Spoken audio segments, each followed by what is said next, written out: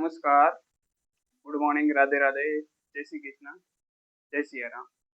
आज हम उस लेसन्स के बारे में बात कर रहे हैं जो हमारी लाइफ में कहीं न कहीं हमारी डेली लाइफ से जुड़ा हुआ है, या फिर अगर नहीं जुड़ा हुआ है तो वो हमारी लाइफ में वो पार्ट बन के आने वाला है।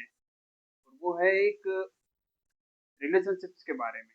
यस, आज से पहले कई बार मैंने अध्यात्म के बारे में बात किया है, मैंने लॉ ऑफ अट्रैक्शंस के बारे में बात किया है, मैंने लोगों के बिहेवियर के बारे में बात किया है, लेकिन आज जो डार्क सच्चाई है ना, वो हम बात करते हैं एक रिलेशनशिप्स के अंदर। यस, एक रिलेशनशिप्स के अंदर कि क्यों आज के समय में जो रिलेशनशिप्स होता है लोगों का, चाहे वो 4 दिन का हो, चाहे 40 दिन का हो, चाहे 400 दिन का हो, चाहे 4 सालों का हो, वो क्यों टूटने लग जाता है, या फिर वो क्यों रिलेशनशिप में ऐसी गलतियां करते हैं जिसकी वजह से वो रिलेशनशिप ऐसी कगार पर आ जाता है जहां पर दोनों पार्टनर एक दूसरे को समझ ही नहीं पा रहे। ना लड़का लड़की को समझ रहा है, ना लड़की लड़के को समझ रही है। क्यों? इसके पीछे का डार्क सच्चाई ये है कि पहले तो आप अध्यात्म की तरफ से देखें तो जिसने भी आपको खोजा है, चाहे आप लड़का हो तो आप लड़की को खोजते हो, लड़की है तो वो लड़का उसकी लाइफ में आता है, और वो भी तुम नहीं लाते हो। यस, वो भी तुम नहीं लाते हो, वो भी एक पार्ट होता है। वो भी तुम्हारी लाइफ का एक पार्ट होता है, जिस जिस पार्ट की वजह से वो तुम्हारी लाइफ में आता है या आती है, या फिर वो लड़की है तो वो भी आएगी, या लड़का है तो वो भी लड़की की लाइफ में आएगा। और वो तुम चूज नहीं करते हो, वो एक लेसन्स होता है। वो तुम चूज नहीं करते हो, वो एक लेसन्स होता है। अध्यात्म की तरफ से देखे तो वो एक लेसन्स होता है, और उस लेसन्स को पूरा करना पड़ता है। आप पूरा नहीं करोगे तो आप सीखोगे कैसे कि आने वाले समय में अगर रिलेशनशिप में कोई प्रॉब्लम्स आएगी या कोई ऊपर नीचे उतार चढ़ाव आएगा तो आप हैंडल कैसे करोगे। और उसके पीछे अगर हम साइंस की टेक्निक से देखें या फिर साइंस के तरीके से देखें तो रिलेशनशिप कुछ भी नहीं होता है। रिलेशनशिप सिर्फ और सिर्फ हार्मोन्स का खेल होता है।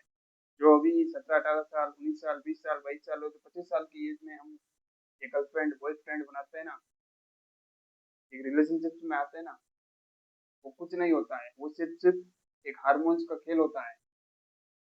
क्यों? हार्मोन्स का खेल इसलिए होता है कि जब सामने वाला हमसे बात करता है, चाहे लड़की हो चाहे लड़का, एक दूसरे से बात करते हैं, जब वो मैसेज करता है, जब बात करते हैं कॉल पर, तो हमारा डोपामिन हाई रहता है। और जब डोपामिन हाई रहता है तो तुम हमको सब कुछ अच्छा लगने लगता है, कि हमको वो भी अच्छा लगने लग जाए, ये भी अच्छा लगने लग गया, वो हमसे कितने अच्छे तरीके से बात कर रहा है, कितने अच्छे तरीके से समझ रहा है। लेकिन जब वही डोपामिन या तो नॉर्मल हो जाता है या बिल्कुल लो हो जाता है, तब हमको कैसा फील होता है? जो हमारा दिमाग का जो हार्मोन्स होता है, जो डोपामिन होता है, जो माइंड में चलता है या माइंड में होता है, वो डोपामिन डोपामिन सिर्फ थोड़ी खुशियों के लिए ढूंढता है। और रिलेशनशिप में क्यों दूरियां साइंस के हिसाब से नहीं, हमारे डेली लाइफ के हिसाब से भी आती हैं। और रिलेशनशिप में हम आते हैं ना, अगर हम एक दूसरे को, एक दूसरे की भावनाओं को, फीलिंग्स को समझते हैं, तब तक तो ठीक है। तब तक तो हमारा कितना भी लड़ाई झगड़ा हो, हम उनको संभाल सकते हैं। या फिर कहते हैं कि सब कुछ धीरे धीरे स्थायी हो सकता है अगर कितनी भी बड़ी प्रॉब्लम्स हो।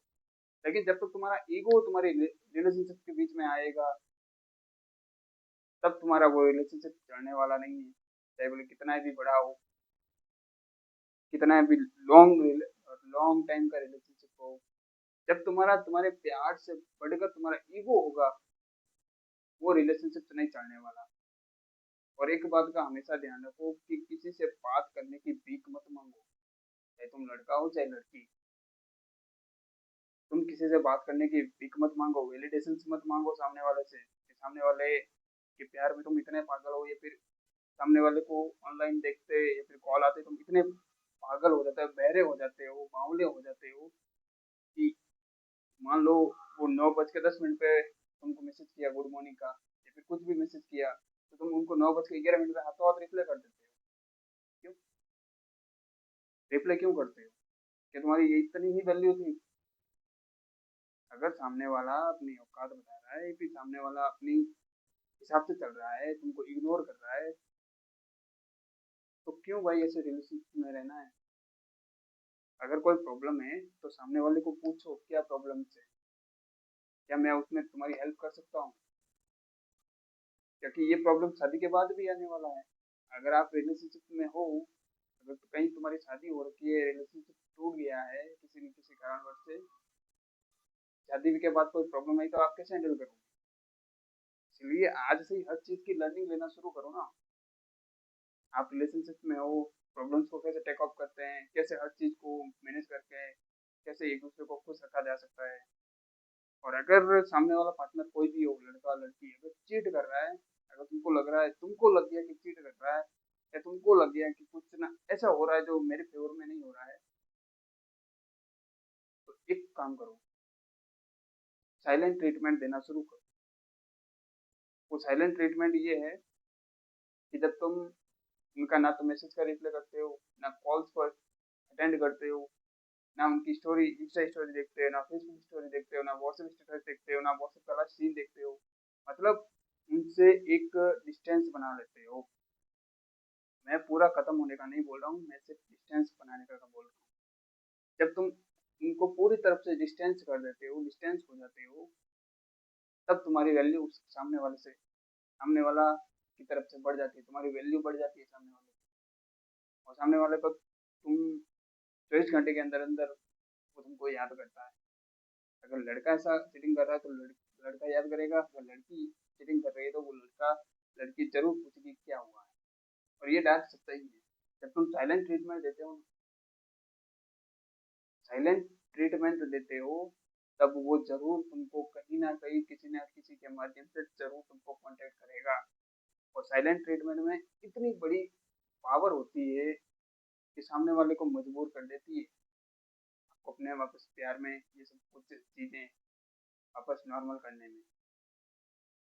अगर तुमको लग रहा है कि मैं सब कुछ कंट्रोल करने के बाद भी, सब कुछ मैनेज करने के बाद भी वो रिलेशनशिप बिखरता हुआ नजर आ रहा है, या फिर कहीं ऐसी चीजों की वजह से वो टूट गया है, भगवान ना करे किसी का रिलेशन टूटे, लेकिन कहीं ना कहीं किसी ना किसी कारण की वजह से, चाहे वो 4 दिन का हो, 400 दिन का हो, 50 सालों का हो, वो टूटता है।